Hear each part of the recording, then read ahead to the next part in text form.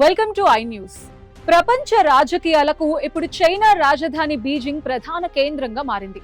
America అధ్యక్షుడు Donald Trump China పర్యటన ముగించుకుని వారం కూడా గడవక ముందే రష్యా అధ్యక్షుడు వ్లాదిమిర్ పుతిన్ 2 రోజుల పర్యటన కోసం చైనాలో అడుగుపెట్టారు. ఒకే వారంలో ప్రపంచంలోని ఇద్దరు అగ్రనేతలు చైనా అధ్యక్షుడు షీ జిన్పింగ్ తో భేటీ కావటం అంతర్జాతీయంగా తీవ్ర ఉత్కంఠను రేపుతోంది. ఒకవైపు అమెరికాతో సంబంధాలను బ్యాలెన్స్ చేస్తూనే మరోవైపు రష్యాతో వ్యూహాత్మక బంధాన్ని బలోపేతం చేసుకునేలా చైనా ఆడుతున్న దౌత్య మైండ్ గేమ్ పూర్తి వివరాలు మా స్పెషల్ స్టోరీలో ఇప్పుడు చూద్దాం. రష్యా అధ్యక్షుడు వ్లాదిమిర్ పుతిన్ మే 19, 20 తేదీల్లో చైనాలో పర్యటిస్తున్నారు. 2001లో ఇరు దేశాల మధ్య జరిగిన పరస్పర సహకార ఒప్పందం 25వ వార్షికోత్సవాన్ని పురస్కరించుకుని ఈ పర్యటన జరుగుతోందని అధికారులు చెప్తున్నప్పటికీ దీని టైమింగ్ మాత్రం అంతర్జాతీయంగా చర్చనీయాంశమైంది. అమెరికా అధ్యక్షుడు డొనాల్డ్ ట్రంప్ చైనా పర్యటన ముగించుకుని వెళ్లిన కొద్ది రోజులకే పుతిన్ అక్కడకు చేరుకోవటంతో ప్రస్తుత ప్రపంచ రాజకీయ క్రమంలో చైనా ఎంతటి కీలకమైన స్థానానికి చేరుకుందో స్పష్టమవుతోంది. ఈ పర్యటనకు ముందే పుతిన్ మాట్లాడుతూ రష్యా చైనా దేశాల బంధం ఎన్నడూ లేనంత అత్యున్నత విశ్వసనీయ స్థాయికి చేరిందని కొనియాడారు. అంతకు ముందు జరిగిన పర్యటనలో అమెరికా అధ్యక్షుడు ట్రంప్, చైనా అధ్యక్షుడు జిన్పింగ్ మధ్య వాణిజ్యం, తైవాన్ వివాదం, పశ్చిమాసియా సంక్షోభంపై సుదీర్ఘ చర్చలు జరిగాయి. ముఖ్యంగా అంతర్జాతీయ చమురు రవాణాకి కీలకమైన హార్మూజ్ జలసంధిలో నౌకల రాకపోకలను పునరుద్ధరించడంపై చైనా కూడా అమెరికాతో ఏకీభవించింది. ఇదే టైంలో తైవాన్ కు భారీ ఆయుధ ప్యాకేజ్ ని పంపే విషయంపై ట్రంప్ ఇంకా ఎలాంటి నిర్ణయం తీసుకోలేదని ప్రకటించగా, తైవాన్ విషయంలో ఏ మాత్రం తేడా వచ్చినా అది పెద్ద యుద్ధానికి దారితీస్తుందని షీ జిన్పింగ్ గట్టిగానే హెచ్చరించారు. ఈ చర్చల తర్వాత చైనా అమెరికాతో స్థిరమైన సంబంధాలను కోరుకుంటున్నట్టు కనిపించింది. అయితే ట్రంప్ వెళ్లిన వెంటనే పుతిన్ కు స్వాగతం పలకడం ద్వారా చైనా అటు అమెరికాతో సంబంధాలను కాపాడుకుంటూనే ఇటు రష్యాతో తన పాత రక్షణ బంధాన్ని మరింత బలోపేతం చేసుకుంటుందనే సంకేతాలను ప్రపంచానికి పంపింది. 2022లో యుక్రెయిన్ పై రష్యా పూర్తి స్థాయి దాడికి దిగిన తర్వాత పాశ్చాత్య దేశాలు విధించిన కఠినమైన ఆంక్షల వల్ల రష్యా ఆర్థికంగా, దౌత్యపరంగా ఒంటరైంది.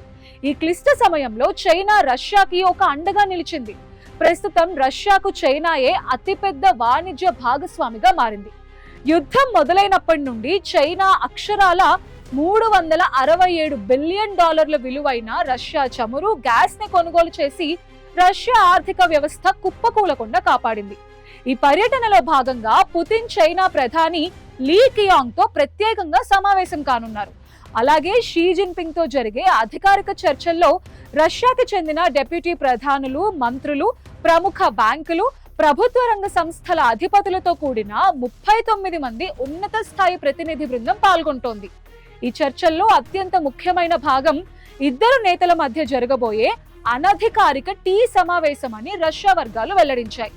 ఎలాంటి మీడియా హడావిడి లేకుండా ఏకాంతంగా జరిగే ఈ భేటీలో ఇరు దేశాల మధ్య ఉన్న అత్యంత సున్నితమైన అంతర్జాతీయ రక్షణ, వ్యూహాత్మక అంశాలపై ఇద్దరు నేతలు ఒక స్పష్టమైన నిర్ణయానికి రానున్నారు. ఈ పర్యటనలో ఇంధన రంగానికి సంబంధించిన చర్చలే ప్రధానంగా సాగనున్నాయి. పశ్చిమాసియాలో హార్మూజ్ జలసంధి వద్ద రేగుతున్న వివాదాల వల్ల చైనాకి చమురు దిగుమతులు తగ్గే ప్రమాదం ఉంది. ఈ నేపథ్యంలో రష్యా నుండి వచ్చే ఇంధనం చైనాకు ఎంతో కీలకం. అందుకే రష్యాలోని ఆర్కిటిక్ ప్రాంతం నుండి మంగోలియా మీదుగా చైనాకి ఏటా 50 బిలియన్ క్యూబిక్ మీటర్ల గ్యాస్ ను సరఫరా చేసే ప్రతిష్టాత్మక power of Siberia 2 pipeline project పై ఈ భేటీలో తుది నిర్ణయం తీసుకోనున్నారు. ఈ ప్రాజెక్ట్ కి సంబంధించిన అన్ని కీలక అంశాలపై ఇప్పటికే ఒక అంగీకారానికి వచ్చామని, ఈ పర్యటనలోనే దీనిపై ఒప్పందం పూర్తవుతుందని ఆశిస్తున్నట్టు పుతిన్ స్వయంగా ప్రకటించారు. ఈ పర్యటన ముగింపులో రష్యా, చైనా దేశాల మధ్య పరిశ్రమలు, వాణిజ్యం, రవాణా, అణుశక్తి రంగాలకు సంబంధించి దాదాపు 40 ద్వైపాక్షిక ఒప్పందాలు జరగబోతున్నాయి. అయితే వీటన్నింటికంటే రాజకీయంగా అత్యంత ప్రాధాన్యత కలిగిన ఒక జమ్మూ 47 పేజీల ఉమ్మడి ప్రకటనని ఇరు దేశాలు విడుదల చేయనున్నాయి. ప్రపంచంలో పాశ్చాత్య దేశాల, ముఖ్యంగా అమెరికా ఏకపక్ష ఆధిపత్యాన్ని నిరసిస్తూ ప్రపంచమంతా సమాన అధికారాలు కలిగిన మల్టీపోలార్ వరల్డ్ ఆర్డర్ ఏర్పడాలనే బలమైన ప్రతిపాదనను ఈ పత్రంలో పొందుపరుస్తున్నారు. మొత్తానికి అమెరికా, రష్యా లాంటి పరస్పర విరుద్ధ శక్తులను ఏకకాలంలో డీల్ చేస్తూ చైనా గ్లోబల్ డిప్లొమసీలో తానే కింగ్ అని నిరూపించుకుంటోంది.